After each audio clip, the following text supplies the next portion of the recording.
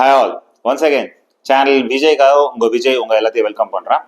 So இன்னைக்கு நம்ம Kenneth ஆண்டர்சனோட hunting Chronicles இன்னொரு அற்புதமான கதையை பார்க்க போறோம். வாங்க கதைக்குள்ள போகலாம். இந்த கதையோட பேர் the black rock of Moyar valley. ஏற்கனவே great panther of Mudinur plus the big bull of ஜெருசல்ல பத்தி இந்த கதையோட கதைக்களத்தை பத்தி நிறைய பேசியிருப்பேன். ஸோ அந்த டோப்போகிராஃபிக்குள்ள நான் ரொம்ப போக விரும்பல, டைரக்டா கதைக்கு போயிடுறேன். இவன் ஒரு லோன் எலிஃபண்ட், ஹைட் 9 feet.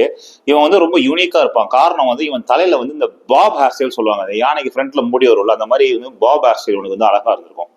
ஆள் 9 அடி ஹைட்டு, நல்ல கண்ணகரன் இருப்பான். எலிஃபன்ஸே பழக்கமா கருப்பா தான் இருக்கும். இருக்கிற அந்த பிளாக்லயும் ரொம்ப கண்ணகரன் இருப்பானா. 5 பேரை கொண்டிருக்கிறான். ஸோ அந்த ரோகை பத்தி தான் இந்த கதையை நம்ம பார்க்க போறோம். ஸோ இவனோட கில்லிங் பேட்டர்ன்ஸ் எப்படி ஆரம்பிச்சதுன்னு கிளியரா யாருக்கும் புரியல.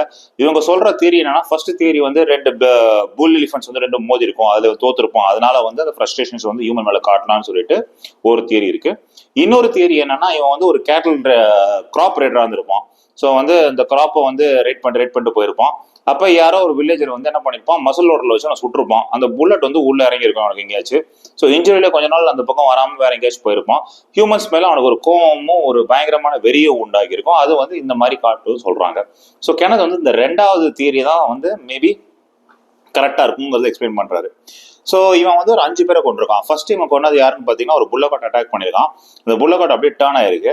நான் நல்ல வேலை அந்த புல்லகாட்ல அந்த பேசஞ்சர் 2 பேர் தப்பிச்சு ஓடி போயிட்டாங்க. அந்த புல்லகாட் டிரைவர் இறந்துட்டாரு. அந்த 2 ஒரு புல்லோட ஸ்பைன் உடைஞ்சு போச்சு. இந்த புல்லகாட் டிரைவரோட இறப்பு ரொம்ப கொடூரமா இருந்தது. ஏன்னா காலில் மிதிச்சு 2 கையும் தனியா பிச்சு எடுத்திருக்கிறான். ஸோ அந்த அளவுக்கு இவனுக்கு வெறி வந்திருக்கு. அடுத்து ஒரு சைக்கிளிஸ்ட் அட்டாக் பண்ணியிருக்கான். சைக்கிளிஸ்ட் நல்ல வேலை பொழைச்சிட்டாரு. அந்த சைக்கிளை தூக்கி போட்டு என்ன பண்ணாரு, இறக்கத்துல இறங்கி ஓடிட்டாரு. ஸோ இது அந்த டிஃப்ளெக்ஷனை யூஸ் பண்ணி அந்த சைக்கிளை தான் போய் மிதி மிதிச்சிருக்கு. இந்த ஆள் கொஞ்சம் ப்ரெஷர் தப்பிச்சிட்டான். 3வது ஒரு வில்லேஜ் லேடி, அவ பாவம் ஒன்றும் பண்ண முடியல. அவுட்ரைட் அட்டாக் டே லைட்ல இறந்துட்டா. அதுக்கப்புறம் 2 டிராவலர்ஸ் அட்டாக் பண்ணியிருக்கான். ஸோ ஒரு பேட்டர்ன் 5 பேரை கொண்டிருக்காங்க. இதுல கெனத்தோட இங்கிலீஷ் ஃப்ரெண்டு ஆலிஸ் குரோமெல்னு ஒருத்தர் இருந்திருக்காரு. இவருக்கு கால் கொஞ்சம் தாங்கி தான் நடந்திருப்பாரு. கொஞ்சம் டிஃபார்மிட்டி இருந்திருக்கு ஒரு இன்ஜுரினால. ஸோ இவர் டக் ஹண்டிங் போயிருக்கிறாரு. அவரோட ஷார்ட் கன் எடுத்துட்டு, அது டக்குன்னு சொல்லுவாங்க. ஸோ பவர்ஃபுல்லான புல்லட் இருக்காது. ஒரு 5 டாக்ஸை கூட்டிட்டு எடுத்துட்டு போயிருக்கிறாரு. 5 Indian மாங்கரல்ஸ்.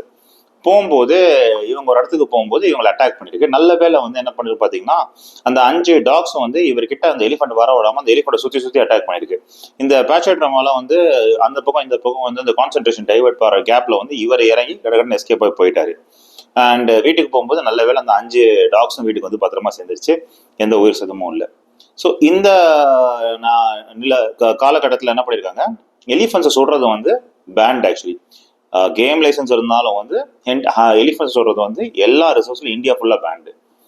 Both reserve forest and reserve forest 2 இடத்துலயுமே பேண்டு. பட் அப்படி இருக்கிற டைம்ல என்ன பண்ணிருக்காங்க, 5 பேர் இறந்ததுனால சேலம் கலெக்டர் ஒரு நோட்டிபிகேஷன் கொடுத்துறாரு. என்னன்னு சொல்லிட்டு அந்த எலிஃபண்ட் நீங்க சுடலாம்னு சொல்லிட்டு நோட்டிபிகேஷன் கொடுத்துறாரு. இதை பத்தி நம்ம கெனத்துக்கு விஷயம் கிளியரா தெரியாது. கெனத்துக்கு ஒரு அமெரிக்கன் ஃப்ரெண்ட் இருக்கான். அவனும் ஒரு ஷூட்டர். பட் கெனத் மாதிரி கன்ல ஷூட் பண்றவங்க கிடையாது. அவர் என்னன்னா கேமரால ஷூட் பண்ணுவாரு. அப்ப எனக்கு இந்தியன் பைசனை ஷூட் பண்ணணும் ரொம்ப ஆசைன்னு சொல்லிட்டு கெனத் கிட்ட எக்ஸ்பிளைன் பண்றாரு. ஸோ கெனத் என்ன பண்றாரு, அவரை ஜெடேசல் பக்கத்துல இருக்க பைசன் வேலிக்கு கூட்டிட்டு போறாரு. இந்த ஜெடேசல் பைசன் வேலி முடினூர், பிளாக் பேந்தர் ஆஃப் முடினூர்ல வந்திருக்கும். இது கிரேட் பேந்தர் ஆஃப் முடினூர்ல அந்த கதை ஏற்கனவே வந்திருக்கும். அதே மாதிரி பிக் புல் ஆஃப் ஜெடேசலையும் இந்த கதைகளும் ஃபுல்லா வந்திருக்கும். ஸோ அந்த 2 வீடியோ நீங்க பாருங்க, வீடியோஸ் லிங்க் பண்ணிருக்கேன், சரிங்களா? ஸோ அந்த இடத்துக்கு அவர் கூட்டிட்டு போறாரு. எங்க போறாங்கன்னா, திருப்பி கிளியரா சொல்லிடுறேன், இவங்க வந்திருக்க இடம் பைசன் வேலிக்கு வந்திருக்காங்க. ஜெடேசல் வில்லேஜ் பக்கத்துல இருக்க பைசன் வேலிக்கு வந்திருக்காங்க. இந்த சைட்ல வில்கிரி ரேஞ்சர் ஹில்ஸ். அந்த பக்கம் இறங்கி போனீங்கன்னா ஆல்ஃபி மாரிசனோட டிஎஸ்எஸ்லாம் இருக்கு. ஸோ அந்த இடத்துக்கு வந்துருக்காங்க. இவர் கேமரா வச்சு அந்த பைசன்ஸ்லாம் நல்லா ஷூட் பண்ணிட்டு இருக்காரு. கெனத் கன்னை ஒரு இடத்துல ஒரு ஹட்ல விட்டுட்டு வந்திருக்காரு. அப்ப இவர் கூட 2 ஸ்லோகாஸ் வந்திருக்காங்க. ஒரு ஸ்லோகாவோட பேர் ரேச்சன். இவர் ஏற்கனவே பழைய கதையில வந்திருப்பாரு. இவரை பேசிட்டே இருக்கும்போது இவங்க எக்ஸ்பிளைன் பண்றாங்க, எனக்கு இன்னும் டைகரை ஷூட் பண்ணணும்னு ரொம்ப ஆசையா இருக்கணும்னு கெனத் ரொம்ப கிளியரா மென்ஷன் பண்றாரு. டைகர் லயன்ஸ் மாதிரி ஓப்பன் ஃபீல்டு இருக்காது. ஜங்கல் ஸ்கூல் ரொம்ப டீப்பா தான் இருக்கும். அது உள்ளதான் போய் பார்க்கணும். அப்ப இவர் பக்கத்துல ஸ்லோகாட்ட கேட்கிறாரு, எங்க இருக்கணும்னா அவன் சொல்ல ஒரு 2 மைல் தள்ளி இருக்கு சாமி அப்படின்றான். கெனது நல்லா தெரியும் எங்களுக்கு டிஸ்டன்ஸ் அவ்வளோ சென்ஸ் கிடையாதுன்னு சொல்லிட்டு. ஸோ 2 மைல் அப்படி பார்த்தா ஒரு 4 இருந்து 6 மைல் வரும். சரி வாங்க போலாம்னு சொல்லிட்டு 4 பேரும் நடந்து போயிட்டே இருக்கிறாங்க. போயிட்டே இருக்கும்போது கெனத்தரோட ஓர கண்ணால இந்த பேச்சட்ரம் ஒளிஞ்சிருக்கிறத பார்த்திருக்காரு. நான் திருப்பி சொல்றது, பேச்சட்ரம் என்னன்னா ஒரு எலிஃபண்ட் தான் நான் பேச்சட்ரம் சொல்லிட்டு இருக்கேன். ஒளிஞ்சிருக்கிறத பார்த்திருக்காரு. அவர் ஓர கண்ணால பார்த்துட்டாரு. ரியாக்ட் பண்ணிக்கல. அது இவங்களை சார்ஜ் பண்ண போறதுங்கிற கெஸ் பண்ணிட்டாரு. ஆனா அது ரொம்ப சைலண்டா அவங்களை வாட்ச் பண்ணுது. தெரியவா சொல்றேன் 4 பேர்கிட்டயும், நம்ம பின்னாடி ஒரு எலிஃபண்ட் நிற்கிது, கிட்டத்தட்ட ஒரு 60 ஃபீட் தள்ளி நிற்கிது. அந்த புஷஸ்குள்ள ஒளிஞ்சிட்டு இருக்கு. இன்னும் ஒரு எந்த செகண்ட் வேணா நம்மளை சார்ஜ் பண்ணோம். எந்த பதட்டமும் கட்டாமல் பொறுமையாக அப்படியே பேசிட்டே போவாங்க அப்படின்னு சொல்லிட்டே போயிட்டு இருக்காரு. சார்ஜ் பண்ணும்போது கடகடன்னு வந்துட்டு இவங்க எல்லாம் என்ன பண்ணாங்க, பக்கத்தில் ஒரு பெரிய ராக் இருந்து அந்த ராக் மேலே ஏறிட்டாங்க. இந்த ராக்கோட ஹைட்டு கிட்டத்தட்ட பார்த்தீங்கன்னா 30 அடி. இந்த ராக் வந்து ஸ்லாண்டிங் பொசிஷன்ல இருக்கு. இந்த ராக் மேலே ஏறி போய் நின்றுக்கிட்டாங்க. இந்த எலிஃபென்ட் கீழே வந்து என்ன பண்ணிருக்கு, இவங்களை ரீச் அவுட் பண்ணுறது ரொம்ப ட்ரை பண்ணிருக்கு, முடியல. என்ன பண்ணிருக்கு, அதுக்கப்புறம் கத்திருக்கு. அப்புறம் கீழே இருக்க கலெல்லாம் விட்டு அடிச்சிருக்காங்க மேலே, பாருங்க இப்படிலாம் யோசிக்குன்னு சொல்லிட்டு. அப்புறம் என்னன்னா ஹியூமன் மாதிரி யோசிக்க ஆரம்பிச்சிருக்கு. இவங்க ராக் மேலே ஏறி இருக்கிறாங்களா, ஸோ நம்மளும் ஏன் அந்த ராக்கை பைஃபர்கேட் பண்ணி திருப்பி சுற்றிட்டு வந்து ஏறக்கூடாதுன்னு சொல்லிட்டு ஏற ட்ரை பண்ணியிருக்கு. அதே மாதிரி ஏறி இருக்க ஒரு கட்டத்தில் இவங்க பயந்துட்டாங்க. இவங்க என்ன பண்ணிருக்காங்க, திருப்பி அந்த ராக் மேலே இந்த சைடில் சுற்றிட்டு வந்தோன்னா ராக் மேலேருந்து கொஞ்சம் ஸ்ட்ரைட் கீழே இறங்கி அப்படியே கொஞ்சம் கொஞ்சம் குதிச்சு போகிறாங்க. பட் அதால் திருப்பி ஃபாலோ பண்ண முடியல. திருப்பி அந்த சைட்லேருந்து விட்டுட்டு இந்த பக்கம் வந்து திருப்பி வருது. இவனுக்கு திருப்பி மேலே ஏறிடுறாங்க. இதே மாதிரி இந்த கேம் கொஞ்சம் ஏதாவது போயிட்டே இருந்திருக்கு. 3 மணி நேரத்துக்கு அப்புறம் பார்த்தீங்கன்னா அந்த ராக்கோட ஹீட்டில் வந்து கேனத்தோட பூட்ஸே மெல்ட் ஆயிடுச்சு. ரப்பர் பூட்ஸ் போட்டிருக்காரு, அதில் மெல்ட் ஆயிடுச்சு. அந்த 2 ஸ்லோவுக்கு வந்து கால் வந்து எரியுது.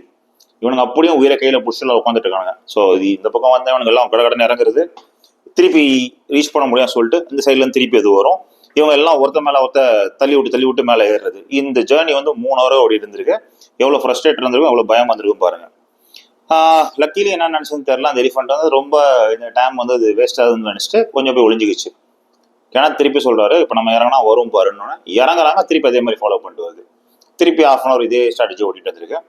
கிணத்து பார்த்துருக்காரு, வெயிட் பண்ணுங்கன்னு சொல்லிட்டு இன்னொரு 45 மினிட்ஸ் கழிச்சு அதை அப்படியே இதுக்கு மேலே ஒன்று பிடிக்க முடியாது சொல்லிட்டு அப்படியே தள்ளியே போய் அந்த பக்கம் எங்கே தண்ணி குடிக்க போயிடுச்சு. அது மூவ்மெண்ட் பட்டதை பார்த்துட்டே இருக்காங்க. அப்போ ஒரு ஸ்லோவா கிட்ட சொல்றாரு, இருக்கிறதுல ரொம்ப உயரமான மரம் இருக்கு, அது மேலே ஏறி எங்க இருக்குன்னு பாருன்றாரு. அவன் அதே மாதிரி கடற்கடன் குச்சி மேலே ஏறி போய் பார்க்குறான். ரொம்ப தூரம் போயிடுச்சுன்னு இவங்கெல்லாம் இறங்குறாங்க. இவங்கெல்லாம் இறங்கினா கிணத்து ஒரு முடிவு பண்ணுறாரு, இன்னைக்கு அந்த எலிஃபென்ட் டெஃபினட்டாக முடிச்சாகணும். ஏன்னா இந்த எலிஃபென்ட்டை பற்றி எதுவுமே தெரியாதனால கூட இந்த 3 ஹவருக்குள்ள அவங்க டிஸ்கஷனில் தெரிய ஆரம்பிக்குது எந்த எலிஃபென்ட் எத்தனை பேர் கொண்டிருக்குன்னு சொல்லிட்டு. சரின்னு சொல்லிட்டு எல்லாரும் ஃபர்ஸ்ட் கன் எடுக்கிறதுக்காக கடற்கடன் வராங்க. 6 மேலே கவர் பண்ணிட்டு கன் எடுத்துடுறாங்க.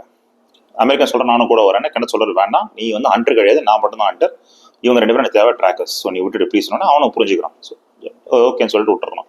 ஸோ இவங்க 3 பேரும் அதை தேடிட்டே வராங்க. எலிஃபென்ட் வந்து கண் பார்வை வந்து ரொம்ப கம்மி, பட் சென்ஸ் ஆஃப் ஸ்மெல் வந்து ரொம்ப ரொம்ப அதிகம். எதிர்பெண்ணில் வந்து ஸ்மெல் அடிக்கும் போது அதுக்கு கரெக்டாக ஸ்மெல் போயிடும். ஸோ கிணத்து என்ன பண்ணுறாரு, அந்த விண்டோட டேரக்ஷன் வந்து இவங்க மேலே தான் அடிக்குது, கரெக்டாக தெரியுது. பட் லெஃப்ட் டு ரைட் எந்த பக்கம் போகுதுங்கிறத கெஸ் பண்ணுறாரு. அதனால என்ன பண்ணுறாரு, கொஞ்சம் கிராஸ் எல்லாம் எடுத்து உருட்டி அதை அப்படியே லைட்டாக கீழே போட்டு பார்க்குறாரு, எந்த டேரக்ஷன் அது மூவ் ஆகுதுன்னு பார்க்குறாரு. இது ஹண்டர்ஸ் வந்து ரொம்ப பக்கம் யூஸ் பண்ணுற டெக்னிக். விண்ட் எந்த பக்கத்தில் வந்து டேரக்ஷன் வந்து மூவ் ஆகுது சொல்லிட்டு அப்படியே கீழே வச்சு பார்க்குறாரு. அது எந்த பக்கம் மூவ் ஆகுதுனா லெஃப்ட் டு ரைட்டு மூவ் ஆகுது. ஸோ இந்த சைட்லேருந்து இந்த சைட் போனாங்கன்னா அதுக்கு வந்து ஸ்மெல் வந்து பிடிக்க முடியாதுன்னு சொல்லிட்டு கெஸ் பண்ணுறாங்க. அதே மாதிரி அவங்க கவர் பண்ணிட்டு போகிறாங்க. அது இடத்துல சாப்பிட்டு இருந்திருக்கு, அதோட ட்ராக் மார்க்ஸ் அப்புறம் சாணம்லாம் இருந்திருக்கு, அதை பார்த்துருக்காங்க. திருப்பி அதை ட்ராக் பண்ணிட்டே போகிறாங்க. இப்போ எல்லா எலிஃபென்ட்டுக்கும் வந்து இன்ட்ரென்சிக்லி அண்ட் இன்ஹெரண்ட்லி ஒரு சென்ஸ் இருக்கும், ஒரு இன்ட்யூஷன் இருக்கும். என்னன்னு பார்த்தீங்கன்னா, நம்ம ஒரு அனிமல் அட்டாக் பண்ண போது வேற, பட் இன்னும் நமக்கு ஒரு பெரிய டேஞ்சர் வரப்போதோ இல்லை வந்து ஒரு ஹியூமன் நம்மளை அட்டாக் பண்ண வரும், அது முன்கூட்டியே தெரிஞ்சிடும். அதனால அது வந்து என்னன்னா கடகடன் எஸ்கேப் ஆக ட்ரை பண்ணும். அதே மாதிரி இந்த எலிஃபென்ட்டும் பண்ணிருக்கு. ஸோ இவங்க வந்து மணி 3:30-4 மணி ஆயிடுச்சு. ஏன்னா இன்னும் ஒரு 1 ஹவர் 2 ஹவர் தான் லைட் இருக்கு. அதுக்கப்புறம் அந்த எலிஃபென்ட் வந்து பிடிக்க முடியாது. இவங்க நினைக்கிறது என்னன்னா, அந்த எலிஃபென்ட் வந்து அந்த பக்கத்தில் வந்து காவேரி ரிவர் பேசன் இருக்கு, மோயா ரிவர் பேசன் இருக்கு, அதை தாண்டி அந்த பக்கம் நார்த் கோயம்புத்தூர் டிஸ்ட்ரிக்ட் போயிடுச்சுன்னா திருப்பி பிடிக்க முடியாது. இதெல்லாம் இவங்க கையில் ஓடிட்டு இருந்திருக்கு. பட் இருந்தாலும் அதை ட்ராக் பண்ணிட்டே போவாங்க. ஒரு கட்டத்துக்கு மேலே அந்த எலிஃபென்ட்டை பார்த்துட்டாங்க. ஸோ ஒரு விசிபிள் டிஸ்டன்ஸ்ல இருக்காங்க. ஆனால் கிணத்து ஷூட் பண்ணல. ஏன்னா வந்து அவருக்கு ஒரு ஐடியா வந்து அதை கொல்லணும், இன்ஜூர் பண்ணக்கூடாதுன்னு முடிவு பண்ணிட்டாரு. திருப்பி ட்ராக் பண்ணிட்டு ஓட்டுறாங்க. இது உங்களுக்கு நல்லா தெரியுது. அது வந்து இப்போ என்னன்னா டர்ன்ஸ் எடுத்துட்டு போயிட்டே இருக்கு. இவங்களும் அதை அப்படியே ஃபாலோ பண்ணிட்டே வராங்க. இவங்க எல்லாரும் நல்லா தெரியுது, மோயா ரிவர் வேலி ரிவேஞ்ச் இறங்கிடுச்சுன்னா பிடிக்கவே முடியாதுன்னு சொல்லிட்டு சரின்னு சொல்லிட்டு ஓடிட்டே வராங்க. ஒரு டைம்ல பார்த்தீங்கன்னா அந்த எலிஃபென்ட் வந்து அதில் போய் ஸ்டக்கப் ஆகி நிற்கிது. என்னன்னு பார்த்தீங்கன்னா, இவங்கள்ட்ட தப்பிக்கிற அவசரத்தில் வந்து புதர்குழியில் போய் விழுந்துருது. கிணத்து வந்து இதே மாதிரி பல காலகட்டத்துக்கு முன்னாடி இதே மாதிரி புதர்குழியில் விழுந்திருக்கிறாரு. அவரால் வெளில வர முடியல. அவரோட வெயிட்னால அங்கேயே அப்படி தக்க பிரச்சனை நின்று இருந்திருக்கிறாரு. அப்போ அந்த பக்கம் ஃபாரஸ்ட் கார்ட்ஸ் வந்து ஹெல்ப் பண்ணி எடுத்துருக்காங்க. இந்த எலிஃபென்ட் கொஞ்சம் கொஞ்சமாக உள்ள சிங்க் ஆகுது. அது அவங்க பார்க்குறாங்க, அது கத்துது.